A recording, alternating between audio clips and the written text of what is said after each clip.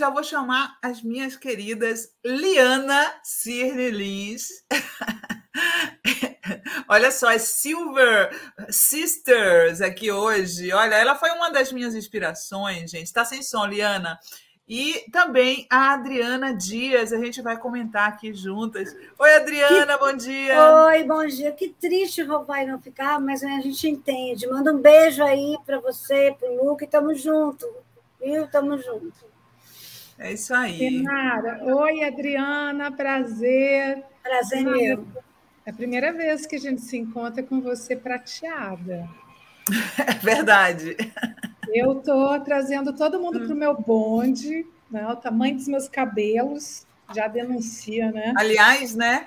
Essa história de a gente deixa o cabelo ficar grisalho e fica uma galera assim, corta curto, corta curto. Gente, por que tem que cortar curto? Deixa meu cabelo do jeito que eu quiser, eu quero deixar crescer. Eu estou há 5 anos, né? Assim, o povo tem uma mania, né? Isso. Né? Tá lindo o seu cabelo, Liana, lindo, maravilhoso.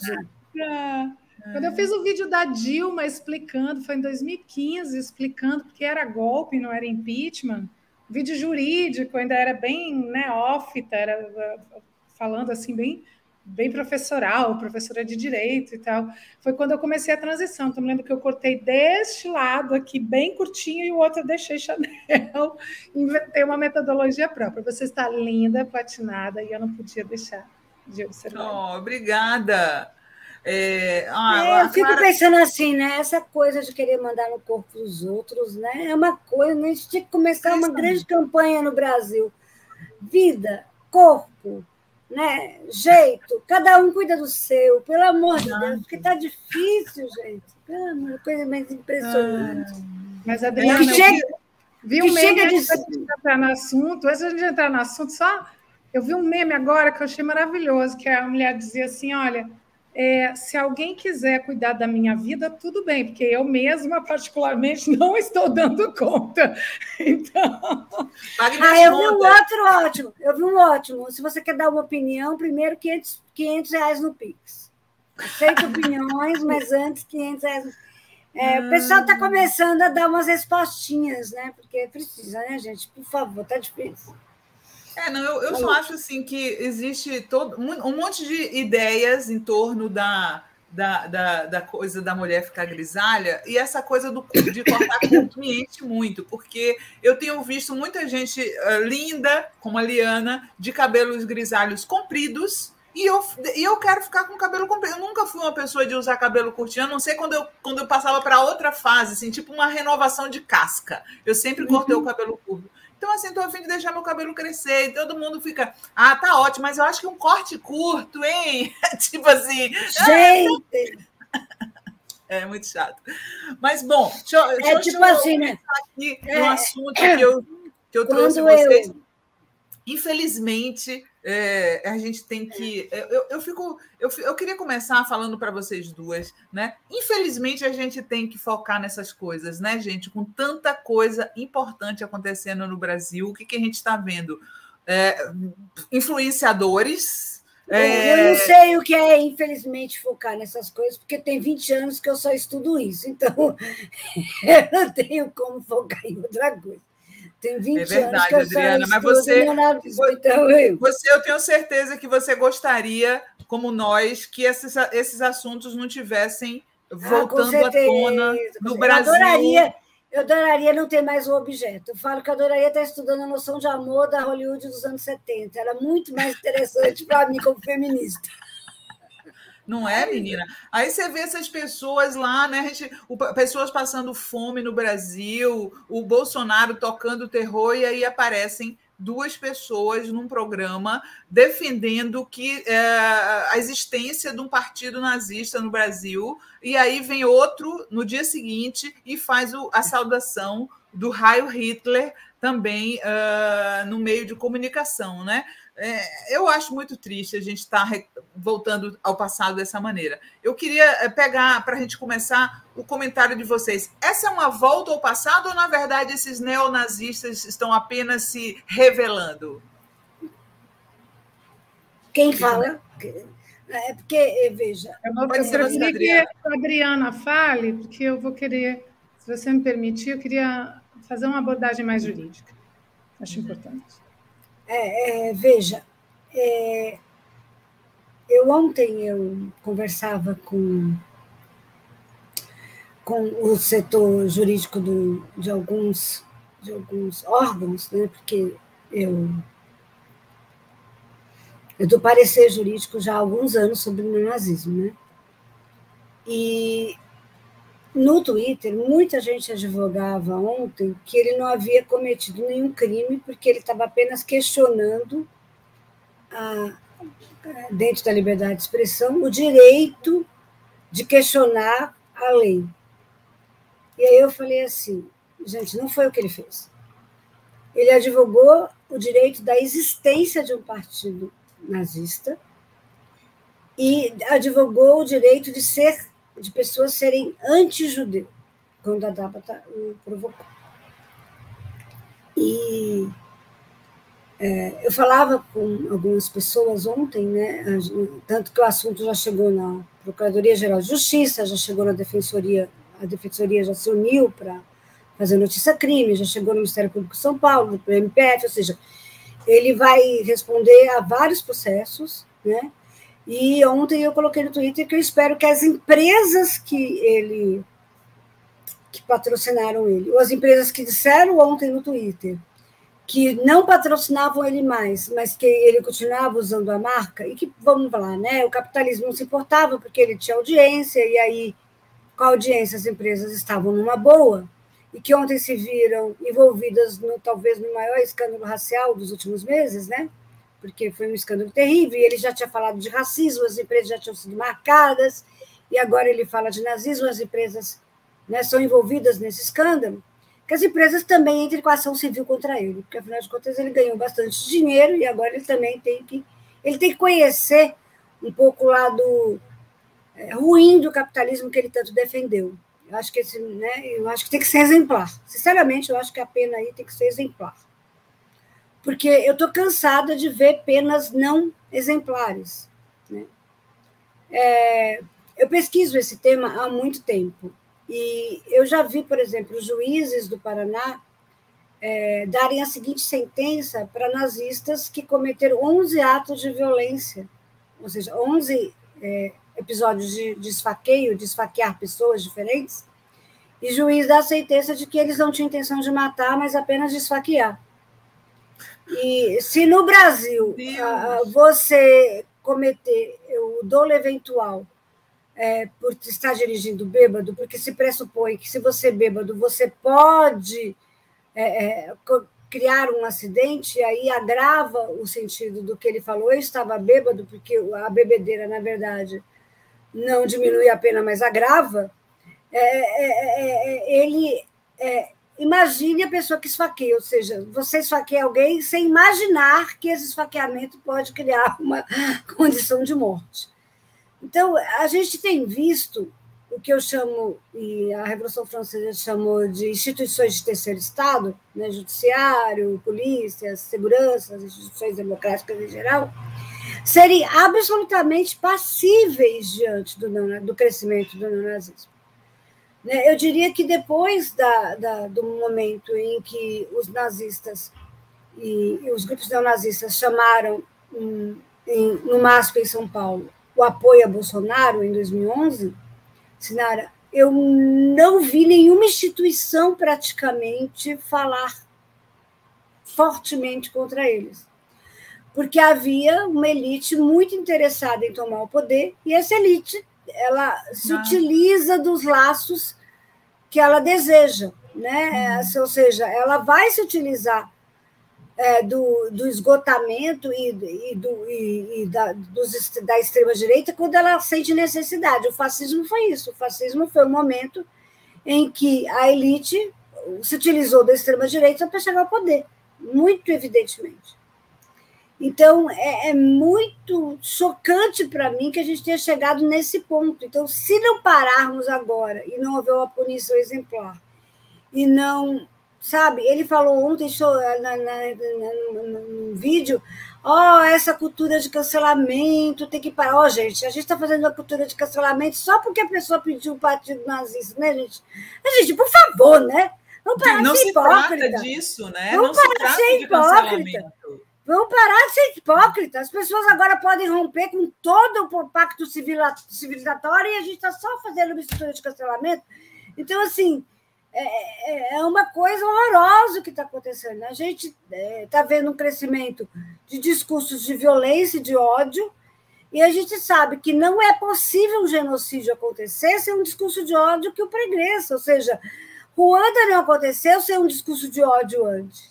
O Holocausto não aconteceu sem um discurso de ódio. O Holocausto não começou em 1933, gente. Ou seja, os campos de concentração não surgiram assim, pum, no meio da estrada da Alemanha, da Polônia. Não foi assim. Houve um grande discurso de ódio contínuo que permitiu a construção dos campos de concentração. Pelo anticomunismo, né? Inclusive alimentado pelo anticomunismo. Exclusivamente alimentado pelo anticomunismo, porque Mein Kampf é uma obra anticomunista e uma obra antijudaica. Exato. Inclusive, ele faz mais referências anticomunistas do que antijudaicas. Inclusive, o Estado de Israel existiu com o apoio da União Soviética em 1870. O sionismo de esquerda que construiu o Estado de Israel. A esquerda, às vezes, esquece disso, mas eu não esqueço. E no entanto, o movimento comunista na Europa ele foi o alvo focal do franquismo, do fascismo, do nazismo. E Trotsky, que ele foi execrado no partido comunista, se refugiou em Cuba. Ele não se refugiou em Miami, ele se refugiou em Cuba. E ele está ali e ele passa a ser sionista depois das leis raciais. No México, né? Trotsky é México. Não, ele vai para Cuba primeiro e depois ele vai para o México. Primeiro ele passa em Cuba. E depois ele vai para o México, onde ele tem um caso com Frida Kahlo, né? Mas primeiro ele passa por Cuba. E aí, assim, quando ele chega em 47... né? Porque naquela época ainda não tinha havido a Revolução, certo? Cuba ainda não era um Estado comunista. Então, ele passa por Cuba e depois ele segue para o México. Eu conheço ele indo para a Turquia, para a Finlândia. Ele foi para vários lugares. Ele foi para vários lugares, mas ele também foi a Cuba. E, assim, ele tinha um interesse muito grande na América Latina por umas questões pessoais dele. E ele era judeu.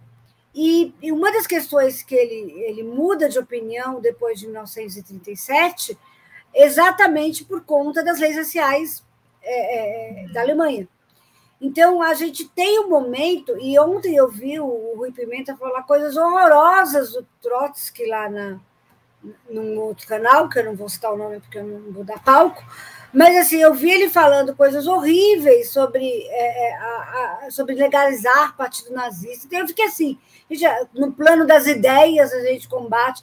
O único momento que o partido nazista foi legalizado, gente, ele cresceu, construiu e destruiu todo mundo que no plano das ideias não concordava com ele. Porque o partido nazista faz isso. Aí você tem o paradoxo de Popper, né? O paradoxo da tolerância. Você não pode alimentar quem é intolerante, porque senão quem é intolerante vai destruir todo mundo que é tolerante. Exatamente. Deixa eu só ler aqui os superchats para passar para a Diana. Desculpa aí falar demais. Imagina, Reginalíssima fala, bom dia, Luana e Adriana. Gostei, cada um cuide do seu, como disse a Adriana aqui. Glaucia Almeida, boa tarde, meninas. Liana, vi você no Giro das 11 e agora na Fórum, maravilha. E tem mais um aqui da Mimi. Para mim, estes fatos recentes fazem parte de armação para pautar a esquerda um ano para impulsionar as candidaturas de extrema-direita. Vão explorar. E tinha mais um aqui do César Rodrigues dos Santos. Esses dois caras já foram racistas muitas vezes e não foram punidos. Se o próximo preto morto por racismo usar quipá os responsáveis serão punidos, né? Aquela coisa da força do poder econômico, né? Eu estava falando isso mais cedo. O monarca foi algumas vezes falou: quer dizer que o cara não pode ter opinião racista? Falou a mesma coisa, né? E não aconteceu nada. Liana, eu queria. Você há pouco colocou no Twitter. Veja, ele não falou a mesma coisa, Sinara, desculpa. Ele falou de construir um partido nazista. Sim, o partido nazista, exatamente, ele foi fazendo uma construção. E eu não acho que é só uma... você atribuir a questão judaica só à questão econômica, porque, veja, há judeus pobres, há judeus que... eu acho que é uma coisa muito complicada. E o nazismo não fez só judeus de vítimas. Eu sou uma mulher com deficiência. O nazismo ele fez pessoas e mulheres com deficiência como vítimas. E que eu saiba, não há nenhum... pelo menos até o ministro falar em inclusivismo, né? Não se sabe de nenhum outro lugar no mundo que tenha falado do povo com deficiência criar uma grande metodologia ou ideologia de destruição do mundo. Porque já se acusou os judeus disso, do protocolo de Estado de Sião, já se acusou os gays de quererem destruir a família cristã, já se acusou as feministas com a ideologia de gênero, mas que eu saiba, as pessoas com deficiência e os ciganos, que são também vítimas do nazismo, assim como os comunistas e assim como os testemunhas de Jeová e os eslavos, eu não lembro nem dos eslavos, nem as pessoas com deficiência serem acusadas de terem um grande grupo de destruição da civilização cristã. Embora esse ministro já tenha tentado inventar isso na ideia de inclusivismo. Mas, assim, eu acho que ele... Não é só uma questão de ser além. Eu acho que, dessa vez, o que pegou é que ele vem numa crescente, né? Uhum. E ele falou de uma forma, assim, muito... eu concordo que deveriam ter parado ele quando ele falou da negritude. Eu concordo que ali já deveriam ter parado ele. Sim. Mas as nossas instituições, elas são muito racistas, elas sofrem de um racismo estrutural, né? E elas não pararam. É por isso que eu falo, a punição agora tem que ser exemplar para mostrar que a gente não concorda, que não dá mais. Porque a minha sensação é que as pessoas vão fazendo, só quando chega num extremo absurdo. Então, a gente não pode mais deixar chegar no extremo absurdo, né? Sim. Veja o que aconteceu. Deixa eu só fazer a pergunta para a Liana que eu ia fazer. Liana, você colocou há pouco no seu Twitter que está se punindo, né? Como a Adriana falou, está parecendo que vai haver punição ao monarca e ao Kim, a esse Adrilles, por apologia ao nazismo, mas as empresas YouTube e Facebook não estão sendo... ninguém está propondo punição a elas. E aí eu vi que você estava defendendo que elas também respondam por apologia, se for o caso, né? Perfeito, Sinara. É exatamente isso que eu estou defendendo. Acabei de defender no Giro das 11 e saí para entrar aqui para defender a mesma coisa. Queria só chamar a atenção. Primeiro, quero agradecer pela oportunidade de conhecer a Adriana Dias e o trabalho da Adriana. Tive agora uma aula. Estou encantada. Parabéns, Adriana, pela sua pesquisa. E eu estava agora no Giro das 11 com a Sheila de Carvalho, que também escreveu um Twitter muito importante ontem, falando justamente... Eu não conhecia o monarca até ontem, eu até me desculpo, porque eu acho que a gente tem que conhecer uma pessoa que é uma influenciadora dessa magnitude. Eu não o conhecia até ontem. E é porque as celebridades das redes sociais, elas surgem com muita velocidade, são canceladas com muita velocidade, sendo que, nesse caso, não se trata de cancelamento, se trata de crime de racismo, previsto no artigo 20 da Lei de Racismo. Então, a fala da Adriana está corretíssima. Por favor, vamos tratar com os nomes e títulos adequados. Aqui a gente tem um tipo penal que incidiu, que é o tipo penal do artigo 20. A Adriana cita a dificuldade da aplicação da legislação antirracista brasileira nos tribunais. Em 2003, eu orientei uma pesquisa de iniciação científica sobre racismo institucional no judiciário, e já era isso que nós verificávamos. a desqualificação do tipo penal de racismo para a injúria racial. Em 2004, nós tivemos a primeira decisão do STF aplicando a lei de racismo, justamente num caso de antissemitismo, uma editora do Rio Grande do Sul. Editora Revisão. Exatamente.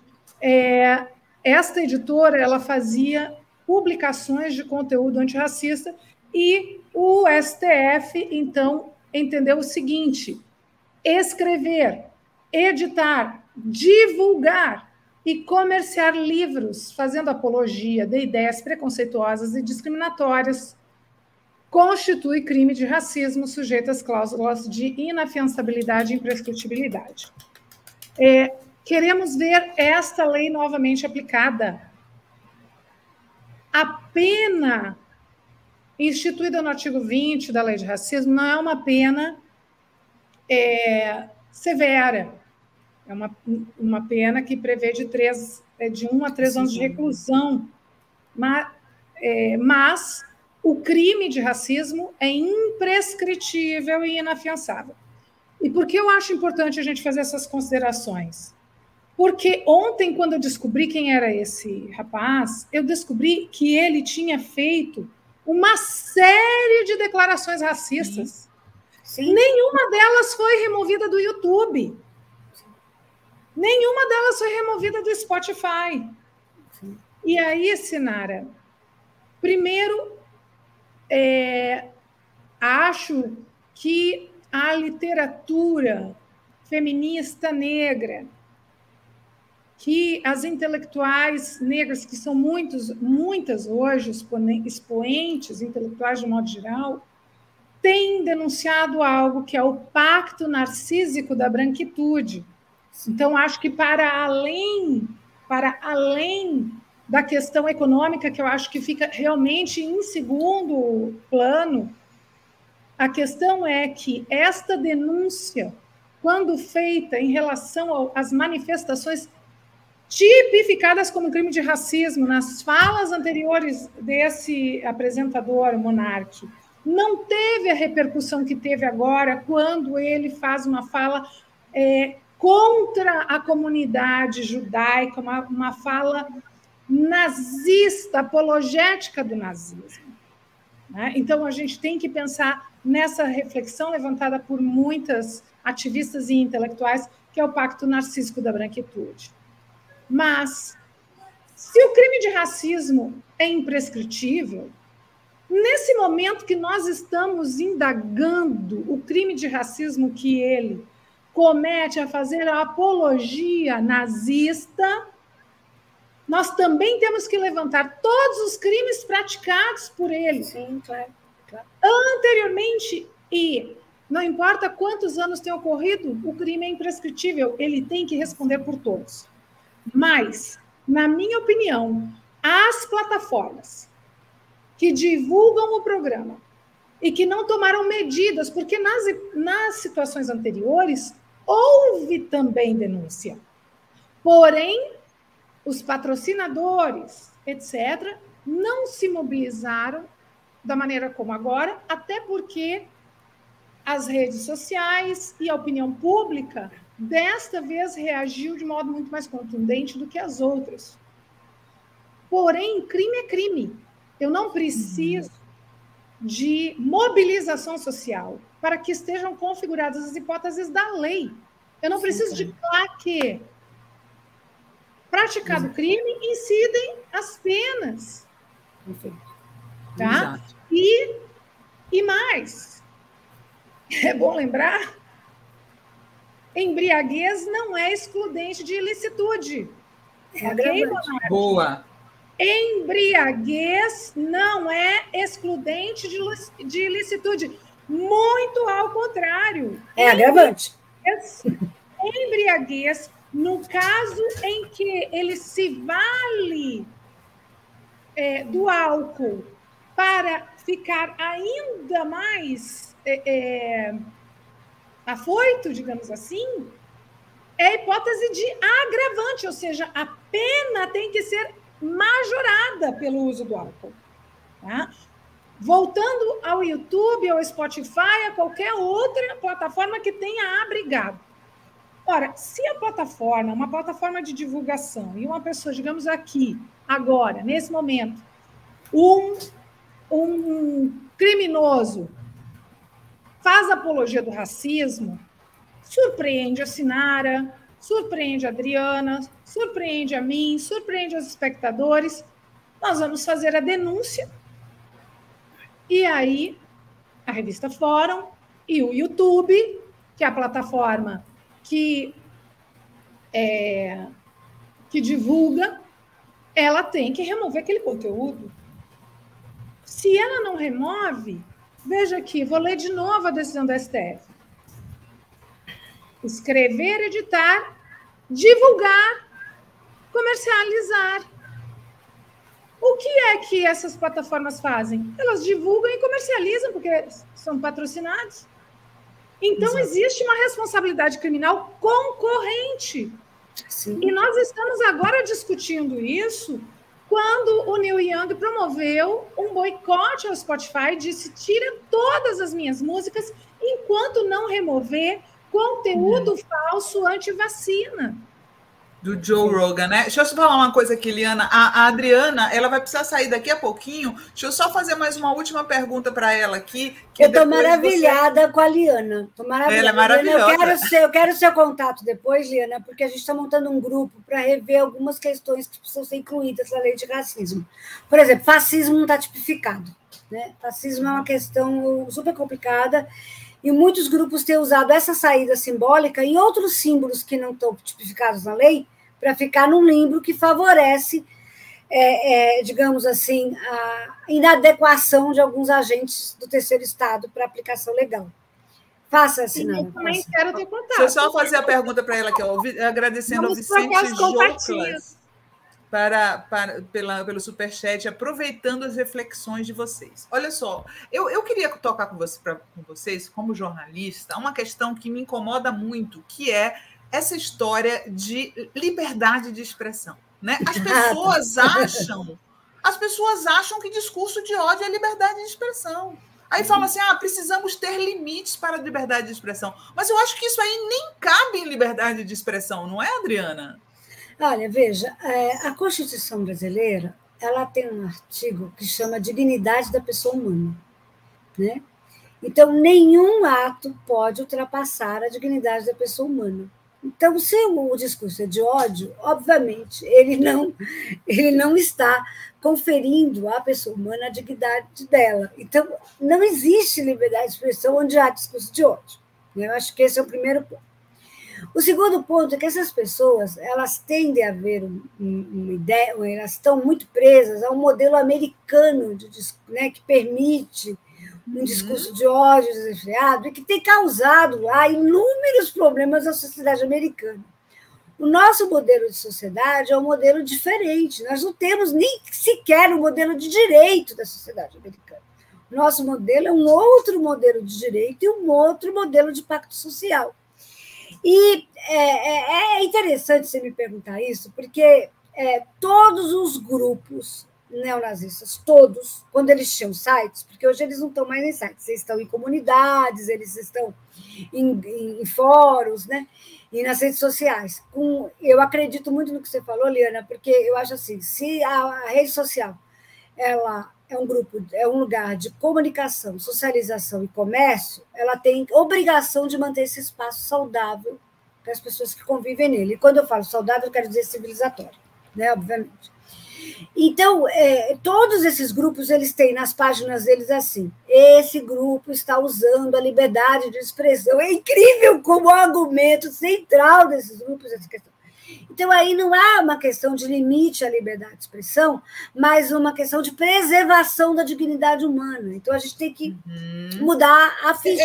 Foi bom você ter falado isso dos Estados Unidos, porque eles sempre apelam a essa história da primeira emenda que tem lá nos Estados Unidos, mas isso não valia na época do macartismo, né, Adriana? Isso não valia. E tem uma outra questão, né? Quando os fundadores fizeram isso, eles não conheciam o nazismo, né? Acho que a gente tem que refletir hoje, né? Eu gosto muito da frase do Adorno, que diz: não há educação possível se não levar em consideração o que aconteceu em Auschwitz. Ou seja, a gente tem que pensar que toda educação deve existir para que Auschwitz não se repita. E quando ele está falando de Auschwitz, ele não está falando de judaísmo, não, gente. Ele está falando dos ciganos que morreram, ele está falando de todas as minorias. Porque o nazista, ele quer eliminar todo aquele que não é igual a ele. Aí tem o maravilhoso do Deleuze, que vai e fala: o crime que o racista nos imputa é que nós não somos iguais a ele. Então, sabe, desculpa, eu não quero ser igual a Adrilles, eu não quero ser igual ao Monarque, são eles que estão errados. Nós não podemos culpar a vítima, entendeu? Porque quem constrói o discurso nazista é o nazista. Entendeu? Quem constrói o discurso racista é o racista. O negro não tem culpa nenhuma do discurso nazista existir. Entendeu? O judeu não tem culpa nenhuma do discurso nazista existir. A pessoa com deficiência não tem culpa nenhuma do discurso eugênico existir.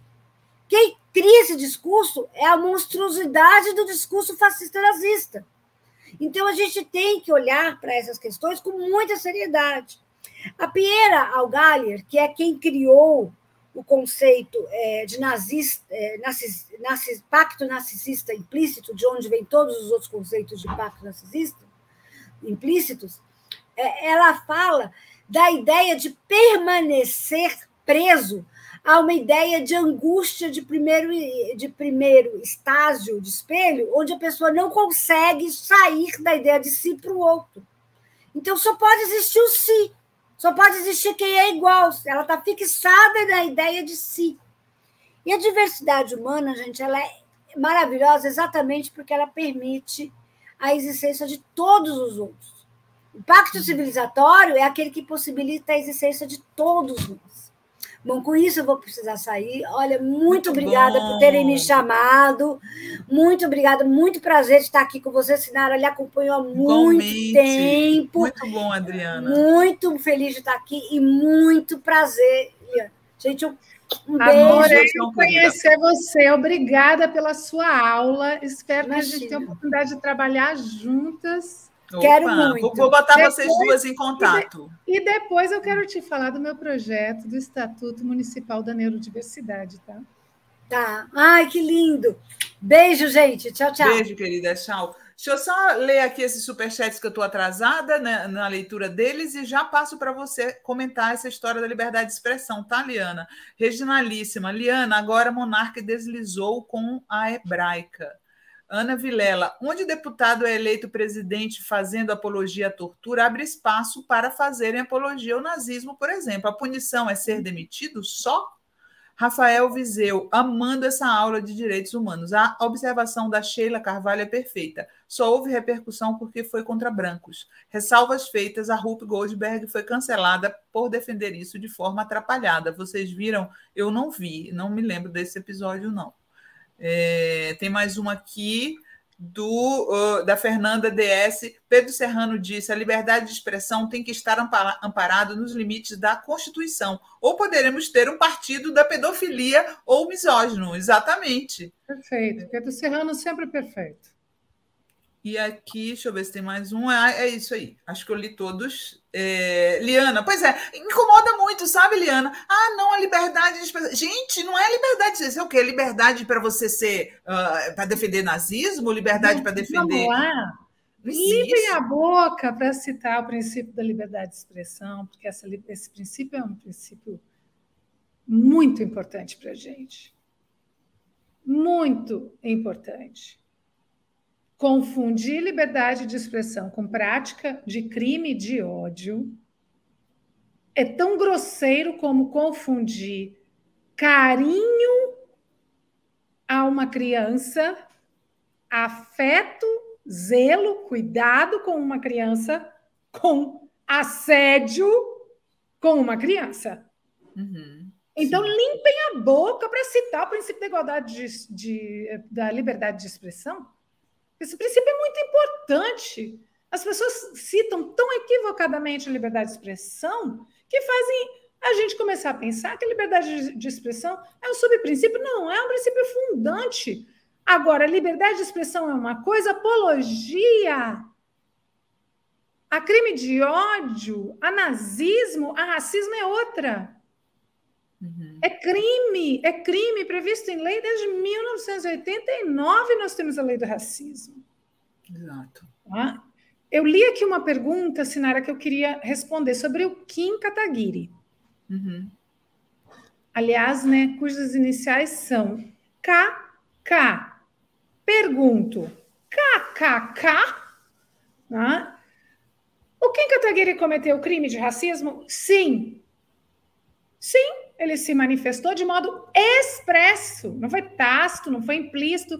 Foi expresso em concordância às ideias nazistas. Logo cometeu crime de racismo do mesmo modo. Aplica-se imunidade parlamentar? Não, claro que não. Ele não estava no exercício das suas funções parlamentares.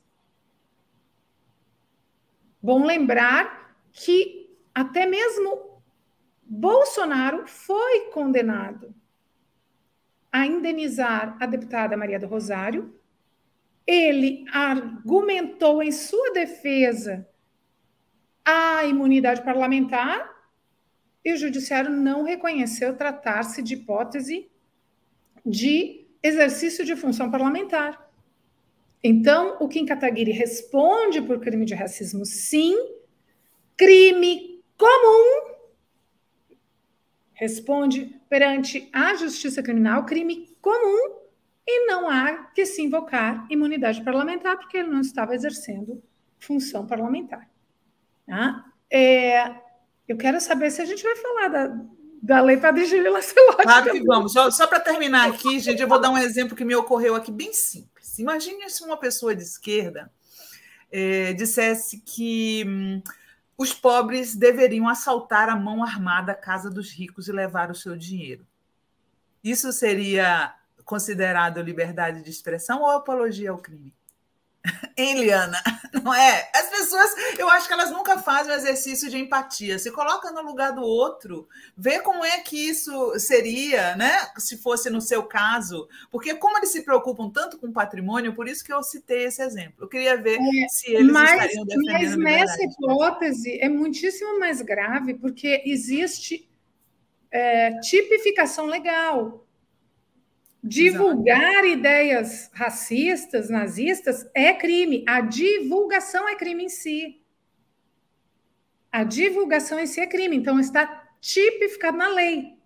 Uhum. É um fato típico, configura crime, diferente do exemplo que você citou.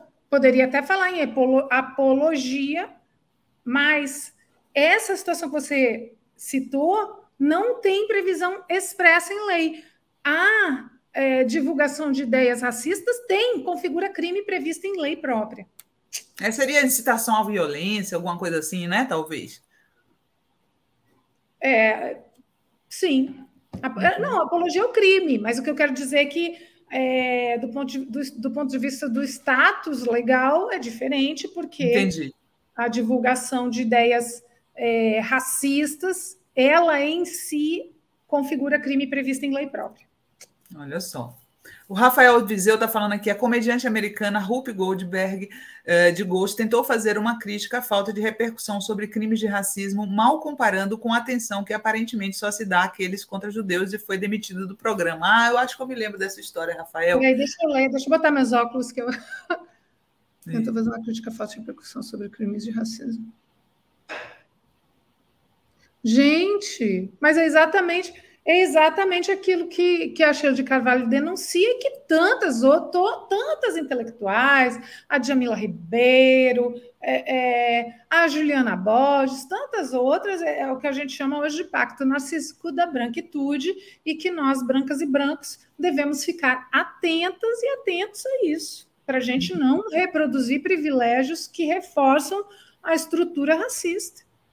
Olha, eu vi um elogio aqui, eu não vou deixar de ler, não. Vandré Recife, esse cabelo dessa gaúcha com sangue pernambucano é um espetáculo. Liana, eu queria aqui, só para a gente encerrar, gente, ontem eu fiz uma matéria no meu site sobre alguns projetos que estão surgindo no Brasil com o nome de Lei Padre Júlio, e um deles, lançado em Recife, é da Liana. É muito interessante esse movimento. Olha só, ano passado, o senador Fabiano Contarato fez um projeto chamado, com esse nome, Lei Padre Júlio Lancelotti, para proibir os prefeitos, administradores e pessoas também que administram edifícios, né, nas grandes cidades, e pequenas também, de fazer aquelas coisas anti-pessoas de rua, sabe? Botar divisão em banco para que eles não deitem, botar pedra pontiaguda para que eles não deitem, chuveiro na marquise, e arquitetura hostil, como é chamado, né? E aí, para prevenir até do fato de que esse projeto não chegue à frente no Congresso Nacional, outras iniciativas locais com o mesmo nome estão sendo tomadas no Brasil inteiro. Eu fiz esse levantamento e acontece na Câmara de Vereadores de Fortaleza, aqui na Câmara Distrital em Brasília. A Liana lançou lá na Câmara de Vereadores do Recife, também tem algumas iniciativas. Maria Marighella, em Salvador. Maria Marighella, em Salvador, Assembleia Legislativa. Não sabia que a Maria tinha lançado, vou colocar na matéria também. Então, assim, o que eu queria da Liana Liana, essa lei passou no Rio e o Paes vetou, dizendo que é inconstitucional. É verdade isso? O poder público, o legislativo, não pode impedir o prefeito de colocar essas coisas que só prejudicam os sem-teto? É verdade que o Paes acha que entende direito constitucional?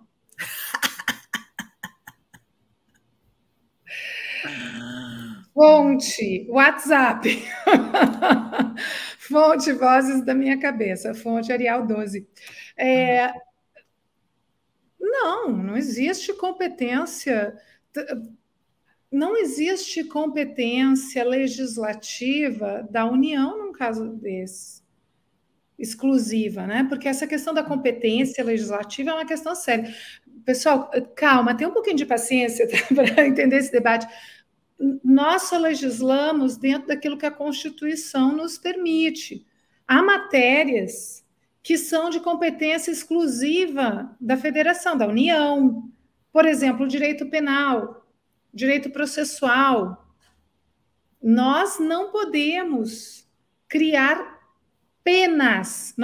Quando eu digo nós, como vereadora, falando como vereadora, nós que somos legisladoras municipais ou estaduais, nós não podemos criar penas, como pena stricto sensu de restrição de liberdade. A gente pode colocar uma pena de multa sim, mas a esfera de privação de liberdade, ela é exclusiva da União. Ora, arquitetura e urbanismo é, por excelência, uma pauta municipal. Vocês sabem como nós chamamos isso? E você, Sinara, me conhece desse tempo do Ocupa Estelita, lá de trás, tá? Nós chamamos isso de direito à cidade. Quando todos os urbanistas que estão aqui nos acompanhando, as arquitetas, etc., vão colocar isso nos comentários. O direito urbanístico, né, é ligado ao direito à cidade. Quando a gente estuda a legislação urbanística, que é extremamente complexa, ela é muito difícil justamente porque ela é uma legislação municipal.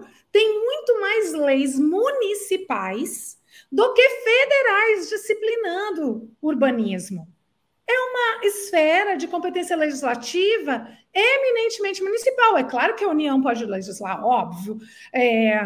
O Estatuto das Cidades é federal. Mas vetar com base nesse fundamento é absurdo, tem que derrubar o veto. Se aqui em Recife o prefeito vetar, vai ter embate intelectual, porque é erro grosseiro. Eu fui surpreendida agora. Eu só não fui surpreendida porque Paes, né? Então... Ele fez essa... E aí eu queria que você aproveitasse para explicar para as pessoas, só para a gente terminar rapidinho, O que é a Lei Padre Júlio Lancelotti? Por que esse tipo de projeto é importante para as cidades, para as pessoas, né? A gente tem hoje um número crescente de pessoas sem teto.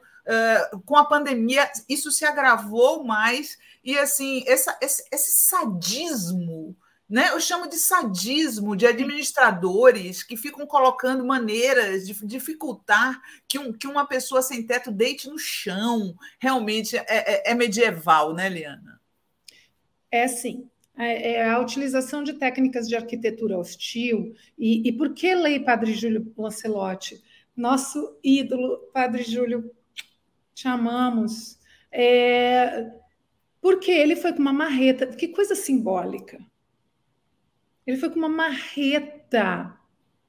Um senhor de mais de 70 anos de idade pegou uma marreta e foi tirar aqueles paralelepípedos que foram colocados para as pessoas não poderem dormir embaixo da ponte. Mas se elas não têm casa, e nunca nós tivemos tanta população de rua no Brasil, pessoas que não podem mais pagar o aluguel porque estão desempregadas.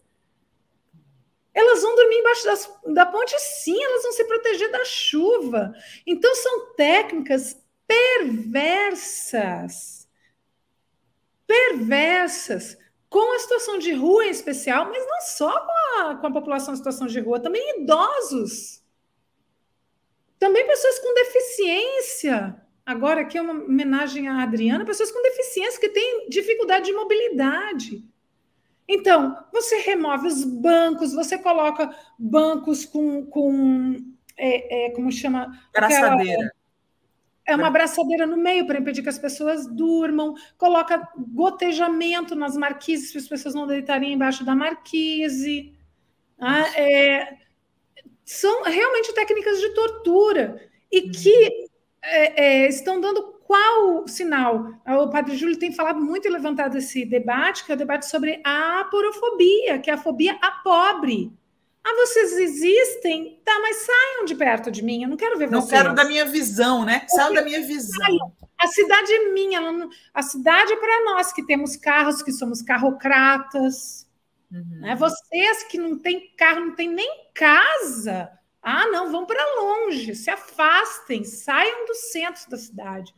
E isso é a aporofobia. E a gente não pode tolerar, não. Sabe por quê? Porque a miséria é um problema social, um problema da sociedade. Não é um problema de quem está sendo vitimado pela miséria. Se existe população em situação de rua, esse é um problema da sociedade toda. Não é o problema daquela criança de 4 anos de idade que está dormindo na rua, porque a mãe e o pai perderam o emprego e não tem mais como pagar o aluguel. É isso. Dona Liana, muito prazer ter você aqui. Espero que encontrar você mais vezes. Eu estou aqui agora, deixa eu ler aqui a Reginalíssima. Participei dos debates municipais, estaduais, federais, Estatuto da Cidade, discutindo o direito à cidade. Massa. Eu vou estar aqui de segunda a quinta, aqui no Jornal da Fórum, que o Rovai e a Adri estão cuidando do Luca no hospital, então o Rovai está aqui comigo, ele sai, eu fico, a gente está aqui. O Luca voltou para o hospital? Foi isso, né? Voltou, ele teve recidiva da leucemia, e aí ele está fazendo tratamento, dureza aí, amiga, dureza, e aí eu estou aqui dando uma força para os meus amigos Dri e Rovai, e estou aqui também no Jornal da Fórum, além do programão, que é toda sexta, 17 horas, tá? Me chame sempre. Chamarei sim, ó. Beijo grande, querida. Muito obrigada por tudo e tchau.